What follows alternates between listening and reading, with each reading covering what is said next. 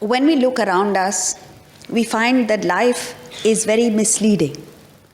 What seems to appear as happiness unfolds into waves of sorrow, and vice versa. What seems painful in the beginning gives us sorrow in the end. And yesterday we took a look at the importance of looking inward. Why is it so difficult to look inward? The Kathopanishad explains this in the 4th chapter, mantra 1. Paranchikhani vyatrunat swayambhu tasmat parang pashyati nantaratman kashchid dhira pratyagatmanamaikshat avrutta chakshuramrutatvamichan. The self-existent Lord, Swayambhu, created the senses with the defect of outward vision. No one has, not even a Mahatma, has senses that look inward. They all look outward. You can't see, hear, taste, smell things that are inside. You only contact objects outside with your sense organs. Therefore, tasmat, one perceives the external, not the inner self. Kashchit dhira, but a certain wise person, desirous of immortality. What does he do? Turns his eyes inward and then sees the inner self. So, avritta chakshu. Why is he a wise person?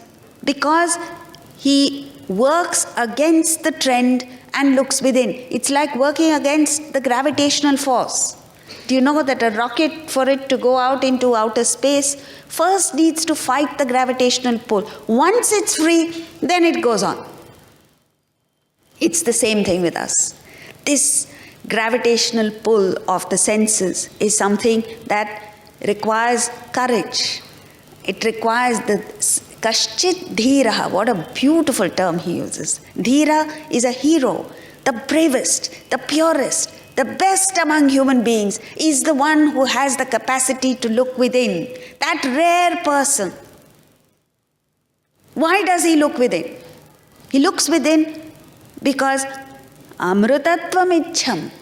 He is desirous of immortality, is not content with the finite, the passing, the ephemeral. This quality only a human being has. And with this fantastic gift that we are endowed with, what are we doing? We're just running after the senses, getting entangled in cheap, trivial, petty matters, and you get ensnared in it in such a way that in the next verse he talks about what happens to a person who indulges in sense organs. That is the autobiography of each one of us. But before that, he turns his eye inward, avritta chakshu. Why? Because he is desirous of immortality. And then what does he find there? Pratyagatman aikshat. He sees the inner self. He reaches that state of infinite peace and bliss. And this inward journey, the spiritual journey, is unique. Because number one, it is inward. Because there are many, many obstacles in this path. Where are the obstacles? Inside us, not outside. But the prize is such that you go beyond delusion to moksha, to freedom. And that is a fantastic experience. What we need to understand is that every advancement, every little step you take inward pays a rich dividend in the external world. You know, the Americans use the term collateral damage. We use the term collateral benefit. The collateral benefit is that you gain the world, you achieve success in the world, you attain prosperity and happiness in the world, which you can never ever get by pursuing the world.